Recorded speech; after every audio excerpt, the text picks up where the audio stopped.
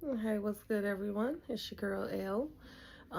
Basically coming through with an autism awareness video, basically told from my perspective as far as how it comes to me being an autism mom when it comes to Dom.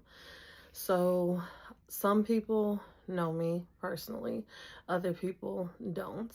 So, the purpose for this video is basically to explain my side of how things look in my world, parenting an autistic child, basically from start to finish.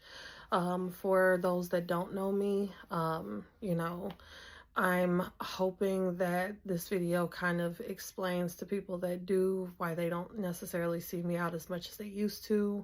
For people that don't necessarily know me, you may be going through everything yourself as far as having a child that has autism and not necessarily having the diagnosis, or even, having a loved one that has it, and just, hoping to maybe gain a little support, a little understanding with everything. So without further ado, here it goes. And so basically how everything pretty much started, it kind of started with the pregnancy. Everybody that pretty much knows me from being in my 20s into my late 20s knows that, being a parent wasn't necessarily something that I thought was going to happen. But of course, that all changed when I had my daughter, Izzy. And then having her, it's like, okay, well, now I want a boy. So with Dominic, he was actually what I like to call my rainbow baby, pretty much, because I had a miscarriage a few weeks before I found out that I was pregnant with him. So of course, to me and my husband's shock, like, okay, hey, just had a miscarriage. Oh my God, this pregnancy is happening. But during the pregnancy, there were complications. I am pre-eclamptic pretty much with every pregnancy. So that played a factor. We had some very stressful situations. We had 2 house fires. We had a family member die on my side, a family member die on his side, and we were displaced during the house fires, trying to find a place, and then, still trying to parent the other 4 kids. And then they were going through changes as well because we were both dealing with divorces from the other parents of the older kids. So it was just a lot going on in that situation. And basically, with how the delivery came, he stopped growing at 32 weeks. I had him at 36 weeks C-section because of the fact that his heart rate kept dropping every contraction that I had, and it would take forever for his heart rate to come back to normal. So they pretty much decided to do a C-section. And because of the fact that he was a preemie, he stopped growing at 32 weeks and I had him at 36. That played a big factor, just kind of also considering everything that I went into the pregnancy. And so now we are into the fact that he's here. So for me, I started kind of noticing little things, like he wasn't necessarily hitting milestones that infants should be reaching. So I brought it to Dad. Dad was like, well, his brother was the same way. They're lazy, they're boys, this, that, and the third. So I brought it to the attention of the pediatrician, and the pediatrician was pretty much saying the same thing that Dad said. But, just to kind of ease my mind, that's when they started doing OT and PT for him. More so PT, just because of the fact that he wasn't trying to crawl. He wasn't doing a whole bunch of head movements. And at this point, I would say he's about like 9 months old. So then after he hit 1 and he still wasn't even attempting to walk, he was crawling. And this kind of went in with the food stuff. It's like when it came to bottles, it's like he was specific about what type of bottle he would drink from. It's like he would only drink from the Ma'am brand bottles, no Dr. Brown's, no nothing else. It had to be Ma'am specifically. And it's like he was picky about that. And then when it came to the food, he really wasn't trying to, eat like the dissolvable baby snacks, nothing like that. Like it had to be like the baby cereal. It had to be basically pureed type foods. And it had to be like sweet kinds, nothing else. And so once we got him into PT, he started, it's like he didn't actually start walking until right after he hit 2. And then when it came to like OT, it's like it's like before, so basically before he got diagnosed, I kind of already knew. I knew when he was like 18 months, like, hey, he's, doing what they call stimming. So it's like basically he was like flapping his hands a lot, when you called his name, he wouldn't respond. He really wouldn't even look your direction. So it was a lot of telltale signs. And because of the fact that I actually have a friend who has older kids who are autistic, I'm like talking to her like, hey, when your boys were this age, did they not do this or did they do this? And she's like, yeah, that's kind of how I knew. So then it's like I started YouTubing stuff and Googling stuff like, what does autism look like, in, toddler boys at this age? And a lot of what I was reading and a lot of what I was watching was pretty much what Dominic was doing. So of course I'm bringing that to dad's attention. I'm bringing that to the pediatrician's attention. And they're like, oh, boys are lazy, it doesn't necessarily mean that, he's autistic, this, that, and the third, but, we're going to kick up the pace with, OT and PT. So then by that point, he was at the age where in the state of Missouri, they have something called First Steps. And basically what they did was they kind of ran through testing, just, viewing him, asking questions, just to kind of see where he's at. So because of the fact that they felt like he was delayed in a lot of areas. And then it's like ultimately at 18 months, they were basically saying that he was functioning at a 6 to 9 month old range. That's when they started having the therapist come to the house every week. So it's like we would go to Children's Mercy. He would have OT and PT there. But then every week he had OT, PT, ABA, and like everything like that here. And it's like at that point, they had said that, like with First Steps, they pretty much age out at the age of 3. So we do that for the first year or so, and then we get the diagnosis. With the diagnosis, at that point, everything that I knew was confirmed. He does have autism. And so after we got the official autism diagnosis, he was a little over the age of 2. And the day that it was confirmed, it's like, for me, even though I knew before the diagnosis, I was still in shock. And of course, his dad thought, like, hey, big brother was kind of the same way. He's not autistic. So I feel like it was more of a shock for him than me, because I had already kind of knew in my heart that that was what was going on, just based off of how I viewed him. And because of the fact that at that time I was only working part-time, I had more time with him.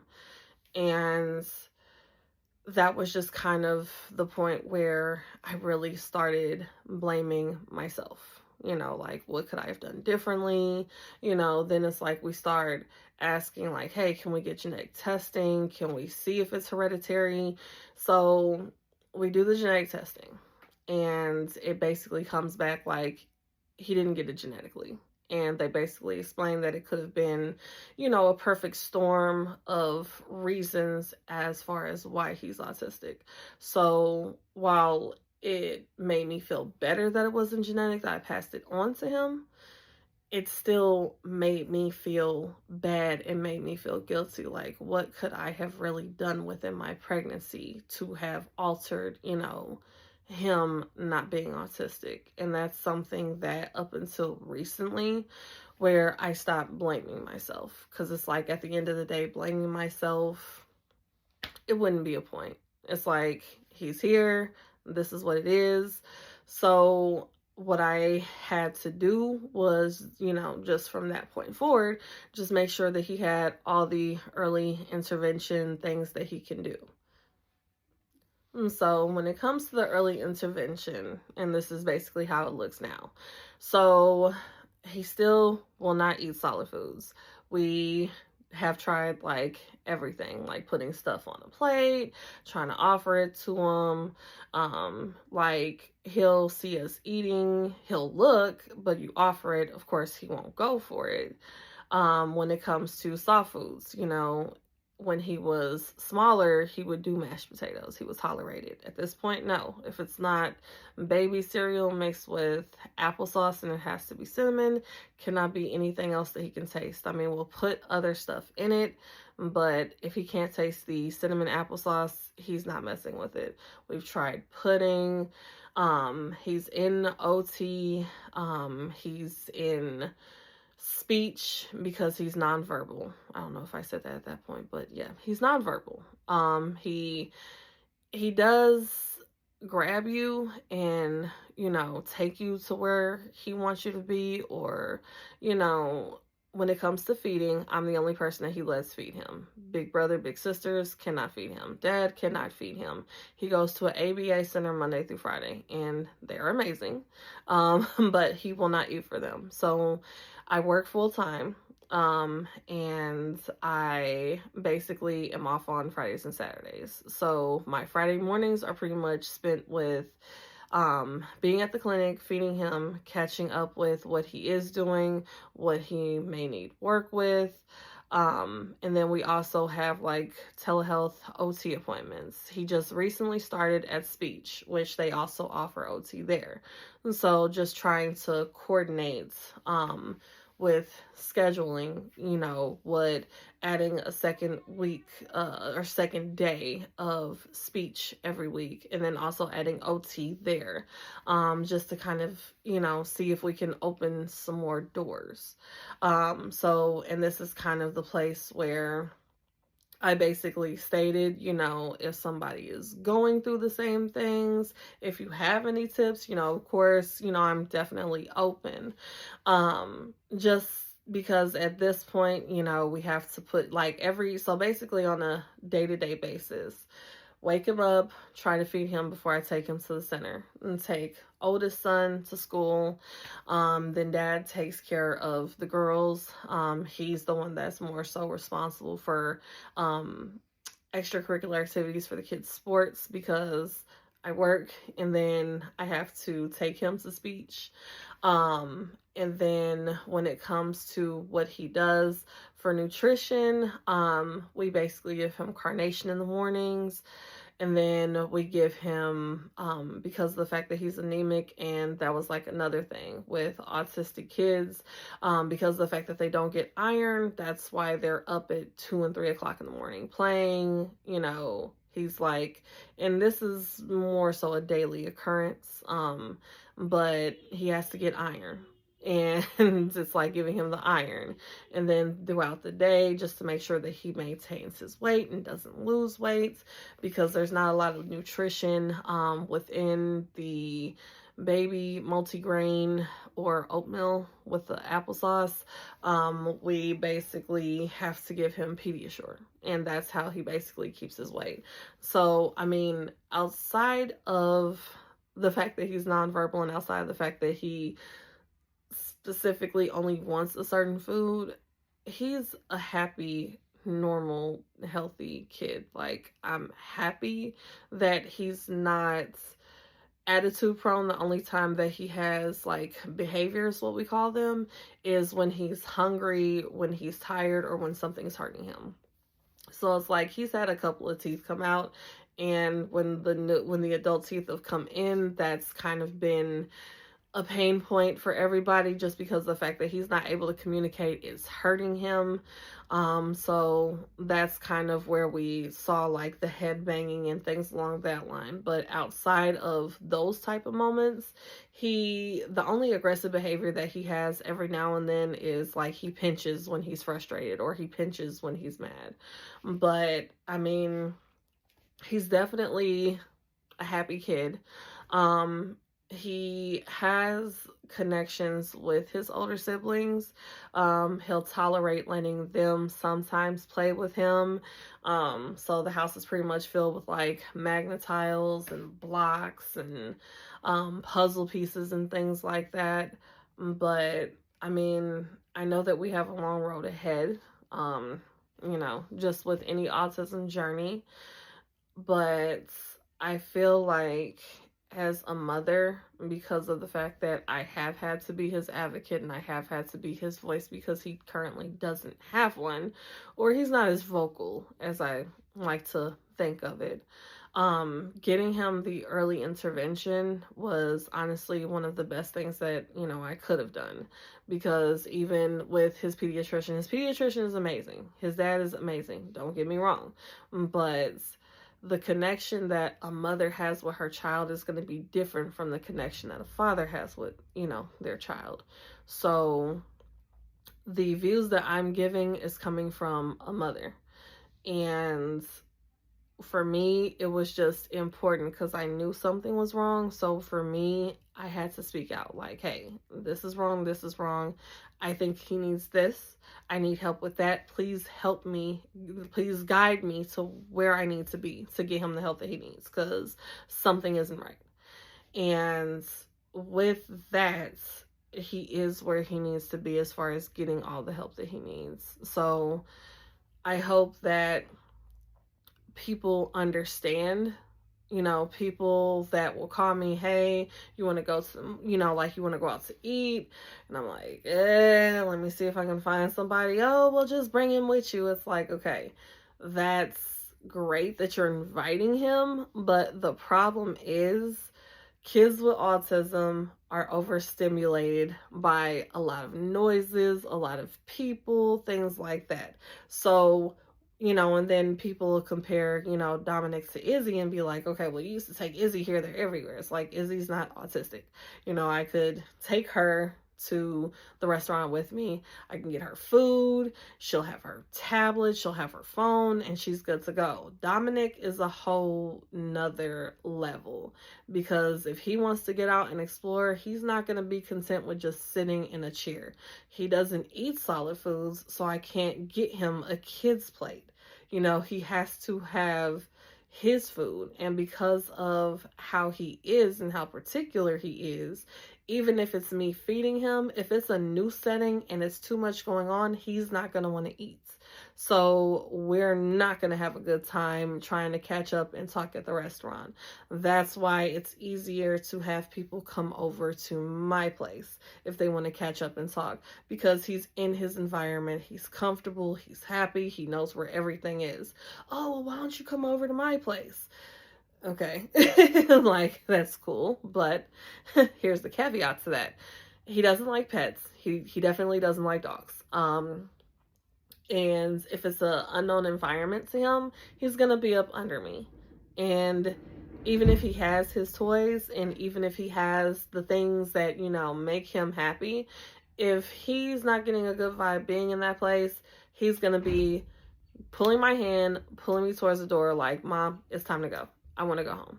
So I'm hoping that this kind of opens up a perspective as to why a lot of people don't see me out as much.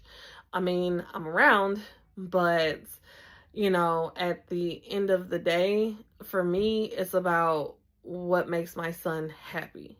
And new environments, exploring new things all the time can be overwhelming for him. So I have to do things at his pace.